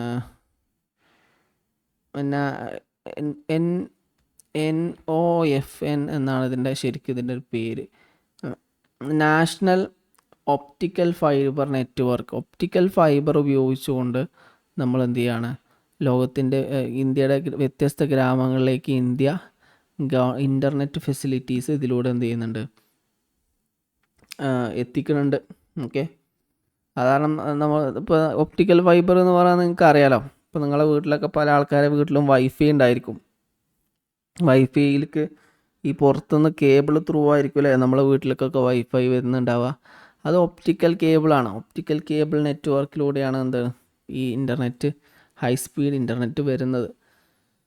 ഇത് ശരിക്കും എന്താണ്, ഒരു ഗ്ലാസ് നെറ്റ്വർക്കാണ്. ഇത് ഉപയോഗിച്ചുകൊണ്ട് എന്ത് ചെയ്യണം, ഒപ്റ്റിക്കൽ ഫൈബർ യൂസ് ചെയ്തുകൊണ്ട് എന്താണ് ഏകദേശം 2.5 ലക്ഷം ഗ്രാമങ്ങളിലേക്ക് എന്ത് ചെയ്യുന്നുണ്ട്, ഗവൺമെൻറ് ഇൻ്റർനെറ്റ് എത്തിക്കുന്നുണ്ട്. ഫാസ്റ്റ്, ഇപ്പോൾ സ്കൂളുകൾ, കോളേജുകൾ, ഓൺലൈൻ ബാങ്കിങ്, ഇതൊക്കെ ഫാസ്റ്റ് ആക്കാൻ ഇത് ഹെൽപ്പ് ചെയ്യുന്നുണ്ട്. ഡിജിറ്റൽ ഇന്ത്യ ഇനീഷ്യേറ്റീവ്, ഗവൺമെൻറ്റിൻ്റെ ഡിജിറ്റൽ ഇന്ത്യ ഇനീഷ്യേറ്റീവിന് വളരെയധികം ഹെൽപ്പ് ചെയ്യുന്നുണ്ട്. എന്ത് ഈ ഭാരത് നെറ്റ് എന്ന് പറയുന്ന നെറ്റ്വർക്ക് സിസ്റ്റം. ഇനി നമുക്ക് അടുത്ത ക്വസ്റ്റ്യനിലേക്ക് പോവാം. ഈ ക്രാന്തി ഇനീഷ്യേറ്റീവ്. ഈ ക്രാന്തി ഇനീഷ്യേറ്റീവ്സിനെ കുറിച്ച് നമുക്ക് നേരത്തെ ഒന്ന് പറഞ്ഞതായിരുന്നു അല്ലേ. E Kranti initiative is essentially NEGP 2.0 national social network site, hardware management unit, cyber security wing. അതിലിപ്പോൾ ഇത് സോഷ്യൽ നെറ്റ്വർക്കിംഗ് സൈറ്റ് അല്ലല്ലോ, ഹാർഡ്വെയർ മാനുഫാക്ചറിങ് യൂണിറ്റും അല്ല, സൈബർ സെക്യൂരിറ്റി വിങ്ങും അല്ല. കീർത്തി എന്ന് പറഞ്ഞാൽ ഗവൺമെൻറ് ഇനീഷ്യേറ്റീവാണ്. അതുകൊണ്ട് ഉദ്ദേശിക്കുന്നത് നമ്മൾ എന്താണ് ഇതിൻ്റെ ഓൾഡർ വേർഷൻ എന്താണ് 2006 ഡെവലപ്പ് ചെയ്തു എന്ന് പറഞ്ഞ് നമ്മൾ നേരത്തെ പറഞ്ഞല്ലോ അല്ലേ. 2006 എന്ത് ചെയ്ത് കീർത്തി ഡെവലപ്പ് ചെയ്തത്. ഈ ഗവർണൻസ് പ്ലാനാണ് കീർത്തി എന്ന് ക്രാന്തി എന്ന് പറഞ്ഞാൽ അതിൻ്റെ മീനിങ് ശരിക്കും നമുക്കറിയാം. റെവല്യൂഷൻ എന്നാണ് അർത്ഥം. റെവല്യൂഷനോട് ഉദ്ദേശിക്കുന്നത് നമ്മൾ ബിയോണ്ട് യൂസിങ് കമ്പ്യൂട്ടേഴ്സ്, നമ്മൾ എന്ത് ചെയ്യാം, നമ്മൾ വർക്ക് ജസ്റ്റ് നമ്മൾ നിലവിൽ ഓഫ്ലൈനായിട്ട് ചെയ്ത കാര്യങ്ങൾ ഓൺലൈനിലേക്കാണ് കൺവേർട്ട് ചെയ്യുക എന്നതിൽ നിന്ന് മാറ്റിയിട്ട് ഒന്നുകൂടി എഫിഷ്യൻ്റ് ആയിട്ടുള്ള രീതിയിൽ അത് ഇംപ്ലിമെൻ്റ് ചെയ്യണേനാണ് എന്താ പറയുക, എന്താണ് ഈ ക്രാന്തി എന്ന് പറയാം. നാഷണൽ ഇ ഗവർണൻസ് പ്ലാറ്റ്ഫോം, അതിനാണ് 2.0 നാഷണൽ. അത് രണ്ടാമതായിട്ട് ഗവൺമെൻറ് കൊണ്ടുവന്ന ഒരു ഇനീഷ്യേറ്റീവാണ്. നേരത്തെ തുടക്കത്തിൽ ഇത് വരുന്ന സമയത്ത് ഗവൺമെൻറ്റിൻ്റെ ഈ ഗവർണൻസ് പ്ലാറ്റ്ഫോം തുടക്കത്തിൽ വരുന്ന സമയത്ത് ഓൺലൈൻ സാധനങ്ങളൊക്കെ ഡിജിറ്റലി അതേപോലെ തന്നെ സ്കാൻ ചെയ്ത് അപ്ലോഡ് ചെയ്യുന്നൊരു സംവിധാനമായിരുന്നു ഉണ്ടായിരുന്നത്. പക്ഷേ ഇന്ന് നമുക്കറിയാം അങ്ങനെയല്ല. ഇപ്പോൾ ഓരോ വെബ്സൈറ്റുകൾ, ആ വെബ്സൈറ്റിൽ നമുക്ക് നമ്മുടെ കാര്യങ്ങൾ അറിയാം. ഇപ്പോൾ ഒന്ന് ഉദാഹരണം പറയാം, എൻ്റെ ഭൂമി പദ്ധതി. ഇപ്പോൾ നമ്മളെ നാട്ടിലൊക്കെ എന്ത് ചെയ്യും, നമ്മളെ വീടും നമുക്ക് പ്രോപ്പർട്ടി ഉള്ള ആൾക്കാരൊക്കെ ആണെങ്കിൽ നമ്മളെ പ്രോപ്പർട്ടി കളന്ന് പോയില്ലേ, ഡീറ്റെയിൽ സർവേ ചെയ്ത് പോയി. ആദ്യം ആധാരമാണ് ഉണ്ടായിരുന്നത് അല്ലേ. ആധാരത്തിൽ നമ്മളെ എത്ര ഭൂമി ഇത്ര ഉണ്ട്, എത്ര സെൻറ്റ് ഉണ്ട്, അത് എഴുതി വെച്ചിട്ടുണ്ടാവും. ഇപ്പോൾ എന്ത് ചെയ്തിട്ടുണ്ട്, മുമ്പ് ഗവൺമെൻറ് എന്താ ചെയ്തിരുന്നത്, ഈ ആധാരം ഡിജിറ്റലി ഫോട്ടോസ്റ്റാറ്റ് എടുത്തിട്ട് സൈറ്റിലേക്ക് അപ്ലോഡ് ചെയ്യുകയായിരുന്നു ചെയ്തിരുന്നത്.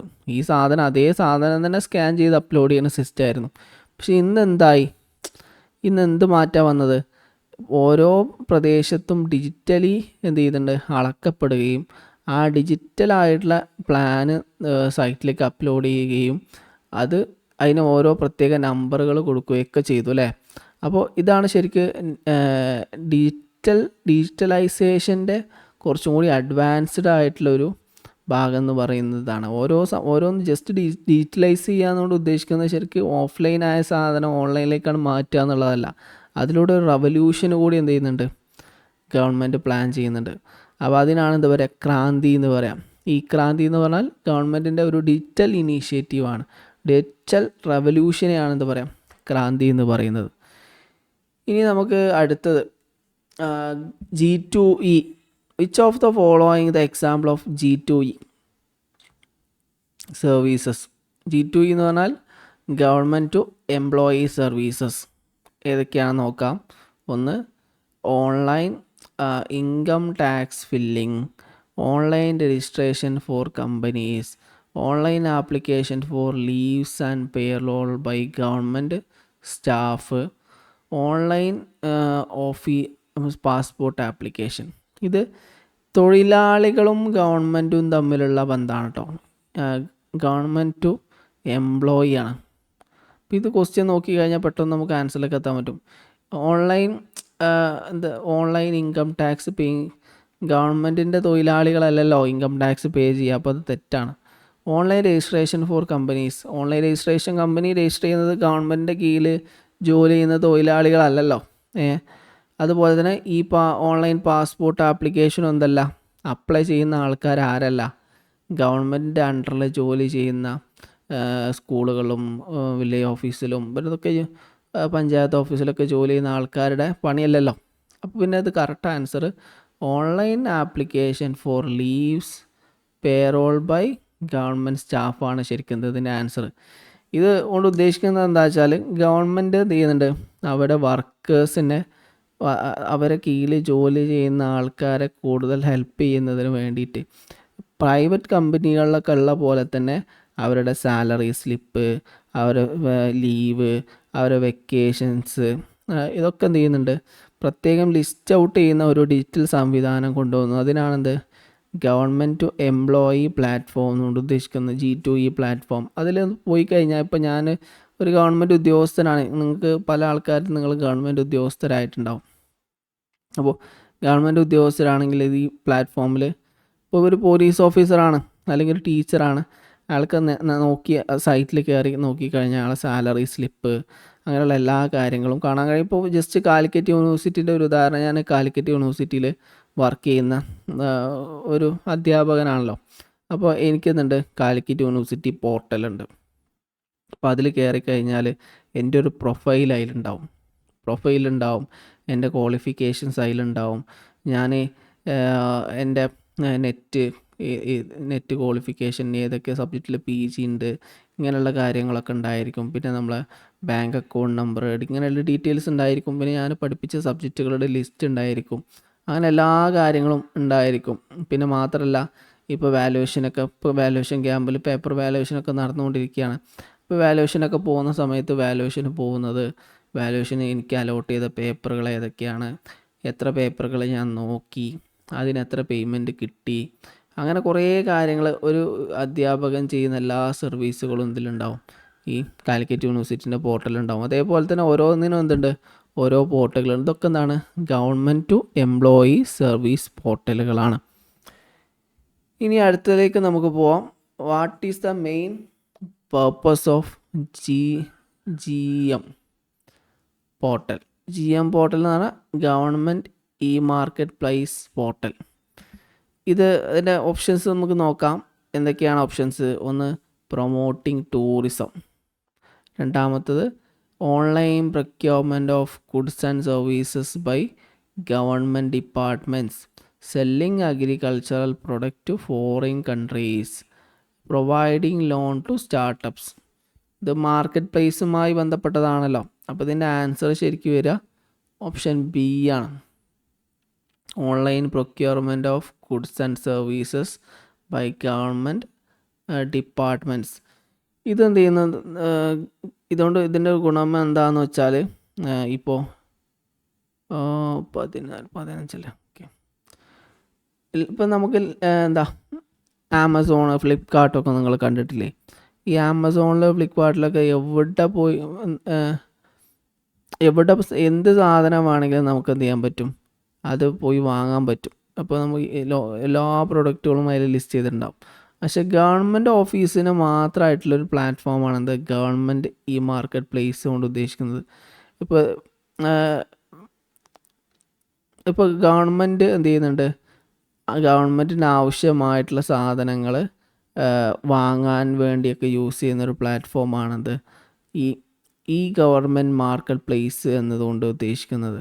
ഗവൺമെൻറ് എന്ത് ചെയ്യുന്നുണ്ട്, ഇപ്പോൾ കർഷകർക്കൊക്കെ വേണമെങ്കിൽ എന്ത് ചെയ്യാൻ പറ്റും, അവരുടെ ഉൽപ്പന്നങ്ങൾ ഈ പ്ലാറ്റ്ഫോം വഴി സെയിൽ ചെയ്യാൻ പറ്റും.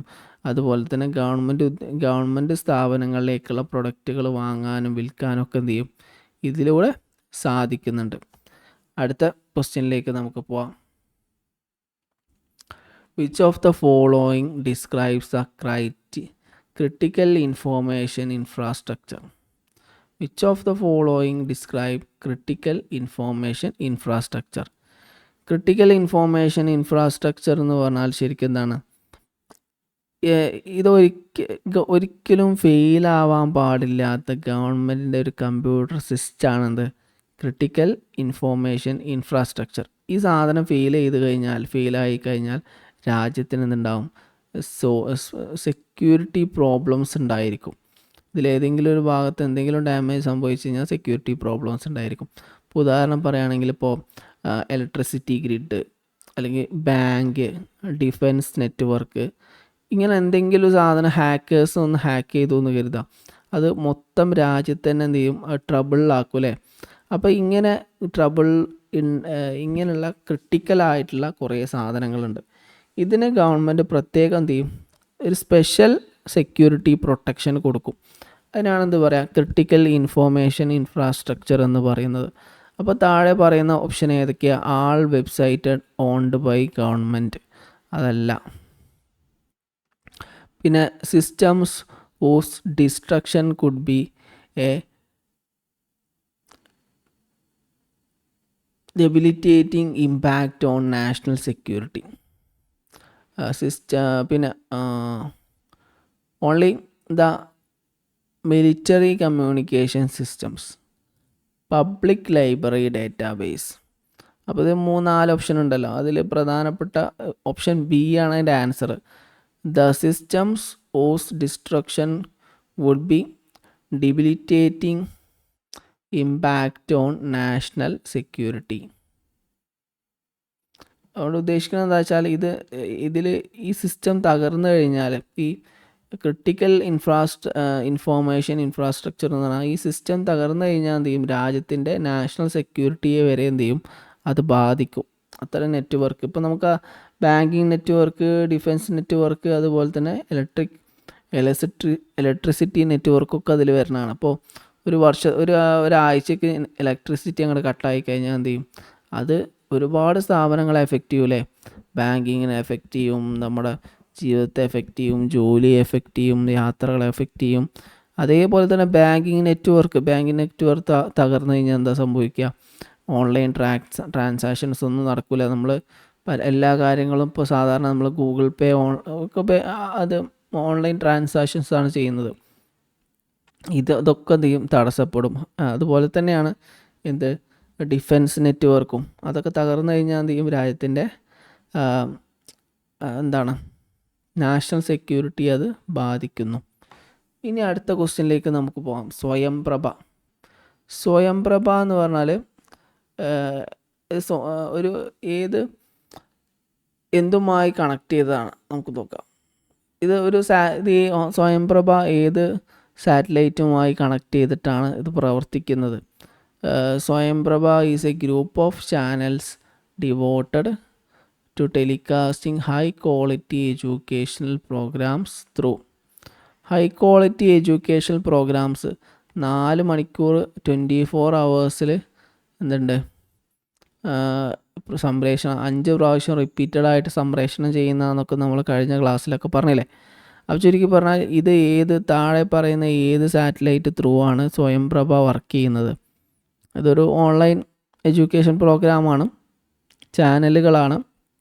ചാനലുകൾ നമുക്ക് ഓൺലൈൻ ക്ലാസ്സുകളൊക്കെ ഉണ്ടാവും. ഹിന്ദിയിലും ഇംഗ്ലീഷിലൊക്കെ ആയിരിക്കും ഭൂരിഭാഗം ക്ലാസ്സുകളൊക്കെ ഉണ്ടാവുക.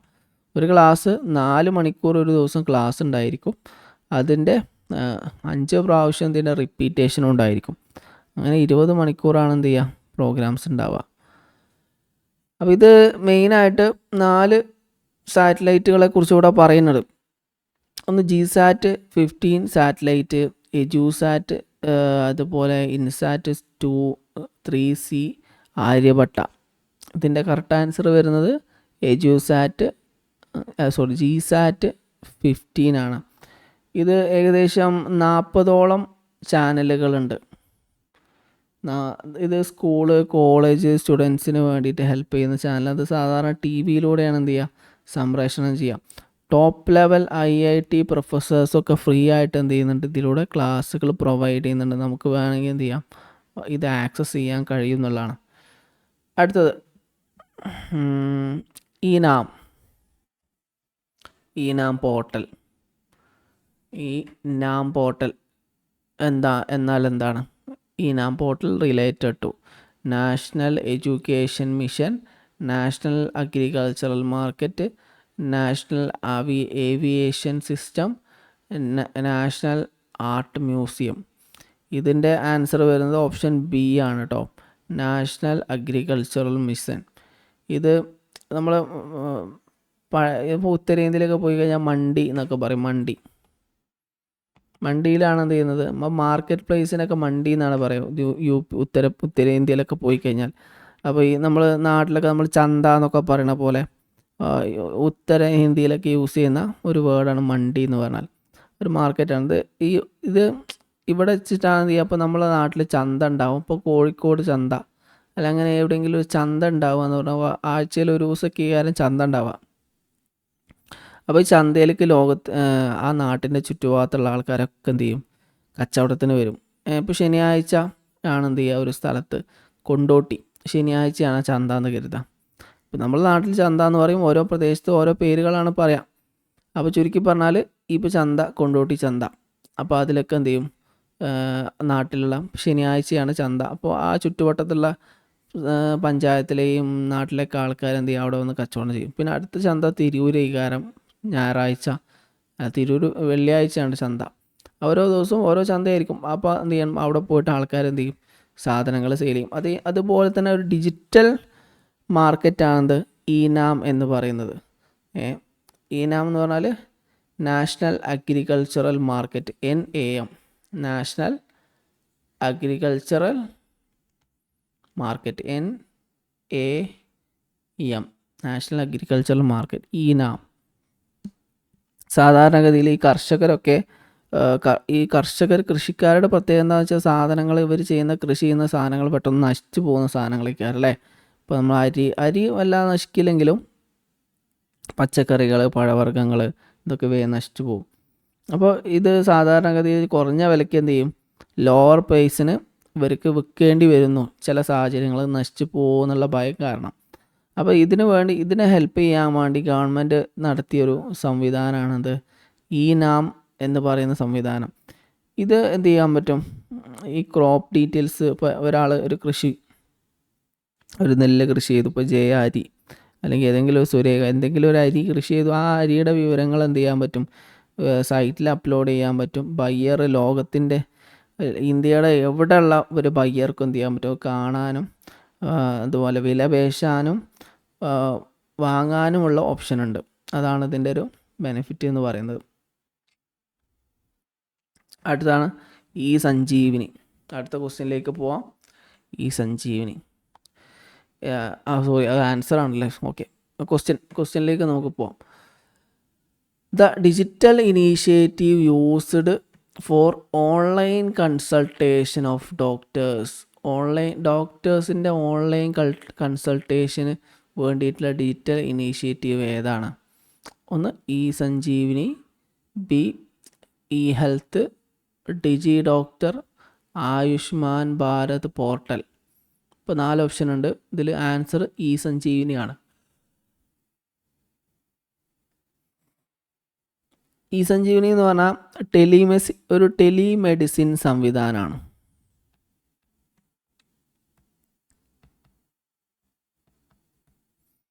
നമുക്ക് ഡോക്ടേഴ്സിന് എന്ത് ചെയ്യാൻ പറ്റും, വീഡിയോ കോളിലൂടെ കാണാൻ പറ്റും, നമ്മളെ പ്രശ്നങ്ങളൊക്കെ പറയാൻ പറ്റും, എന്നിട്ട് എന്ത് ചെയ്യാൻ പറ്റും, മെഡിസിൻസ് പ്രിസ്ക്രൈബ് ചെയ്ത് തരാനും പറ്റും. ഇത് സാധാരണ വില്ലേജുകളിലൊക്കെ നമുക്ക് വലിയ സിറ്റിയിലുള്ള ഡോക്ടേഴ്സിനൊന്നും കാണാൻ കഴിയില്ല. അപ്പോൾ അങ്ങനെ വരുന്ന സമയത്ത് ഈ ഓൺലൈൻ സംവിധാനം ത്രൂ എന്ത് ചെയ്യാൻ പറ്റും, ലോക്കൽ സെൻറ്ററുകളിൽ എന്ത് ചെയ്യാൻ പറ്റും, ഈ സ്പെഷ്യൽ ഡോക്ടേഴ്സിനെ കൺസൾട്ട് ചെയ്യാനൊക്കെ പറ്റും. ഇപ്പോൾ ചില സമയത്ത് ഇപ്പം നമുക്ക് ഇത് 2 രീതിയിലുണ്ട് സാധാരണഗതിയിൽ. ഒരാൾക്ക് സ്വന്തമായിട്ട് എന്ത് ചെയ്യാൻ പറ്റും, കൺസൾട്ട് ചെയ്യാൻ പറ്റും. മാത്രമല്ല നമ്മൾ ഒരു ലോക്കൽ ഹെൽത്ത് സെൻറ്റർ പോയി കഴിഞ്ഞാൽ അവിടെയുള്ള ഡോക്ടറിന് എന്ത് ചെയ്യാൻ പറ്റും, നമ്മളെ കൺസൾട്ട് ചെയ്യാൻ എന്തെങ്കിലും ബുദ്ധിമുട്ട് വരുന്ന സമയത്ത് അയാൾക്ക് എന്ത് ചെയ്യാൻ പറ്റും, സിറ്റിയിലുള്ള വലിയ ഡോക്ടറിനായിട്ട് എന്ത് ചെയ്യാൻ പറ്റും, ഇൻ്റർനെറ്റ് ത്രൂ കമ്മ്യൂണിക്കേഷനൊക്കെ നടത്താൻ പറ്റും. ഇപ്പോൾ ഇത് മാത്രമല്ല, നിങ്ങൾ സർജറിയെക്കുറിച്ചൊക്കെ കേട്ടിട്ടുണ്ടാവും, ഓൺലൈനായിട്ടൊക്കെ സർജറി ചെയ്തതൊക്കെ. അതൊക്കെ എന്താണ്, ഇതിൻ്റെ ഒരു കുറച്ചും കൂടി അഡ്വാൻസ്ഡ് ആയിട്ടുള്ള എന്താണ്. ഇനി നമുക്ക് അടുത്ത ക്വസ്റ്റ്യനിലേക്ക് പോവാം.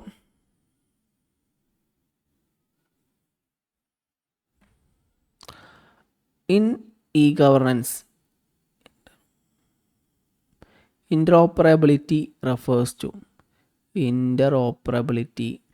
ടു ഇ-ഗവർണൻസിൽ ഇൻ്ററോപ്പറബിലിറ്റി എന്ന് പറഞ്ഞാൽ എന്താണെന്നാണ് ക്വസ്റ്റ്യൻ.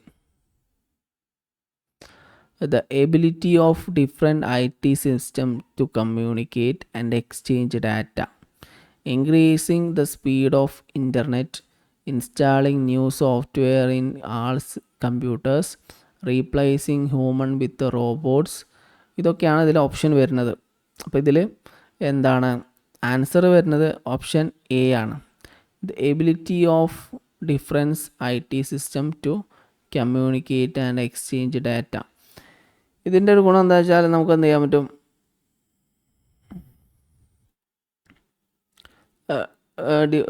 ഇത് മെയിനായിട്ട് നമുക്ക് എന്ത് ചെയ്യാം, ഇപ്പോൾ നമ്മൾ IT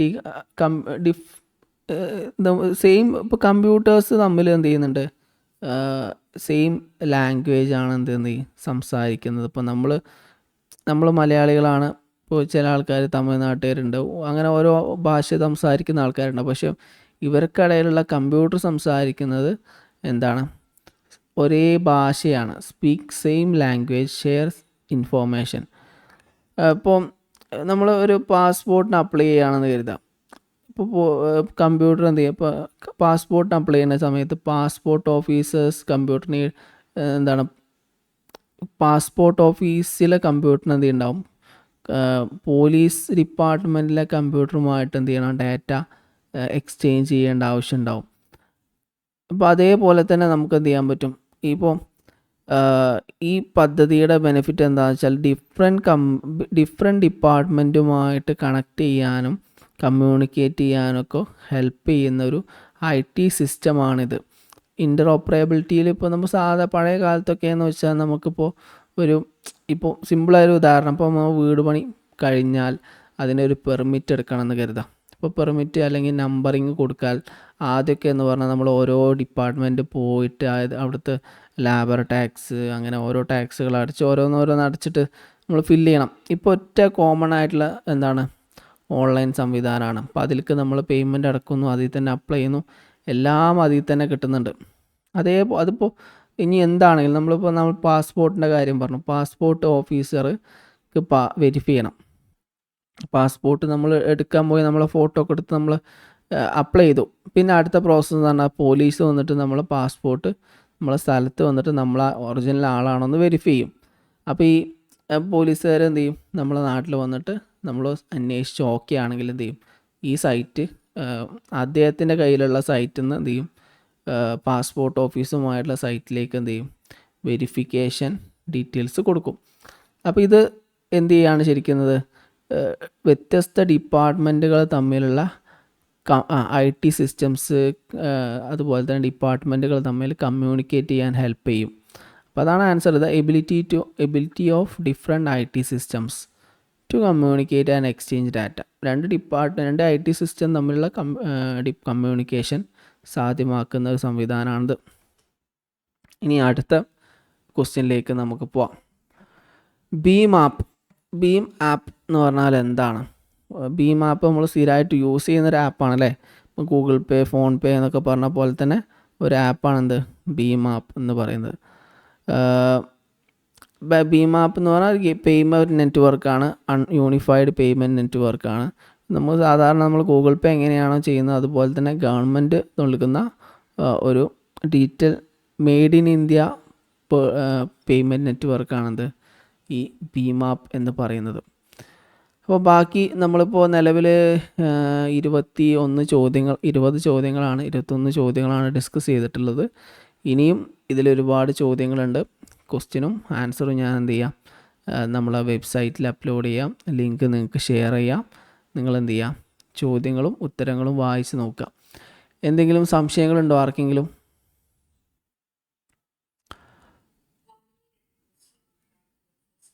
ഏതാണ്?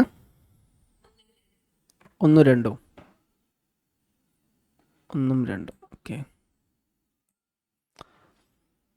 ഒന്നാമത്തത്, which of the following is G2C initiative?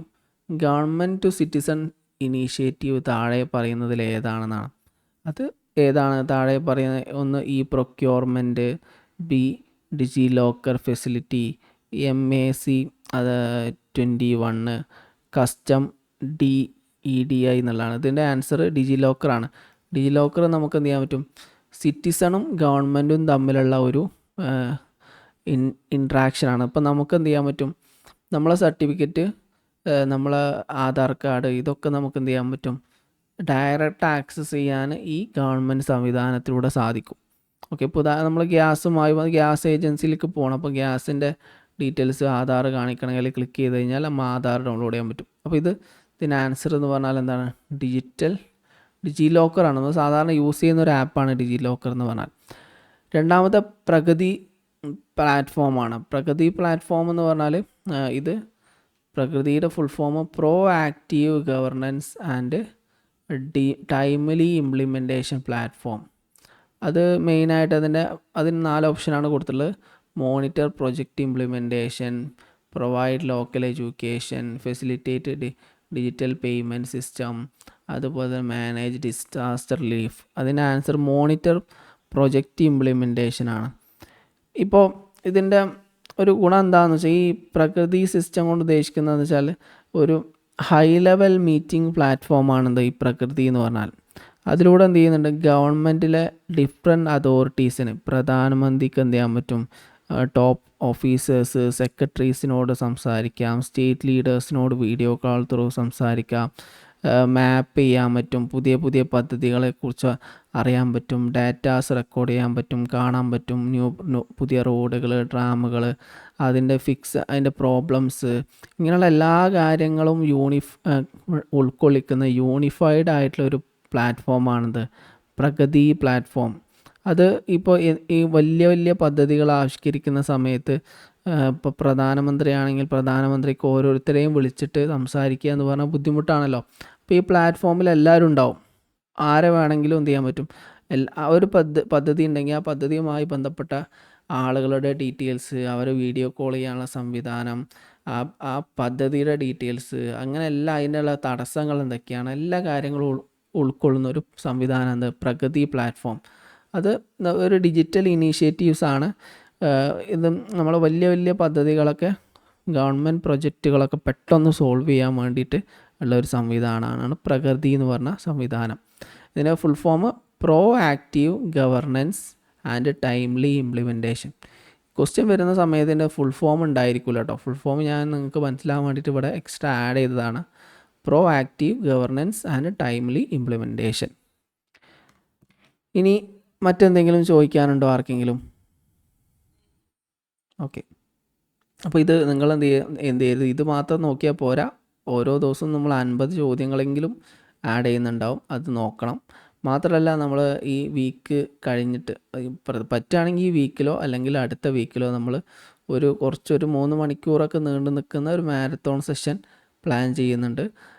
അത് നമ്മുടെ സൗകര്യം, ഇപ്പോൾ മോർണിംഗ് സെഷൻ മാത്രം ആയതുകൊണ്ട് പല ആളുകൾക്കും ക്ലാസ് കയറാൻ പറ്റില്ല എന്നൊക്കെ പല ആൾക്കാരും പരാതി പറഞ്ഞിരുന്നു. പ്രത്യേകിച്ച് ഗൾഫിലൊക്കെ ഉള്ള ആൾക്കാർക്കൊക്കെ ക്ലാസ് അറ്റൻഡ് ചെയ്യാൻ കഴിയുന്നില്ല എന്നൊക്കെ പറഞ്ഞിരുന്നു. അപ്പോൾ അതിനൊരു പരിഹാരം എന്ന രീതിയിൽ ഇപ്പോൾ നമുക്ക് മറ്റ് ക്ലാസ്സുകൾ അറേഞ്ച് ചെയ്യാൻ ഉദ്ദേശിക്കുന്നുണ്ട്. 3 അവർ, 3 അവർ മാരത്തോൺ, 4 അവർ മാരത്തോൺ ഒക്കെ പദ്ധതി ഉദ്ദേശിക്കുന്നുണ്ട്.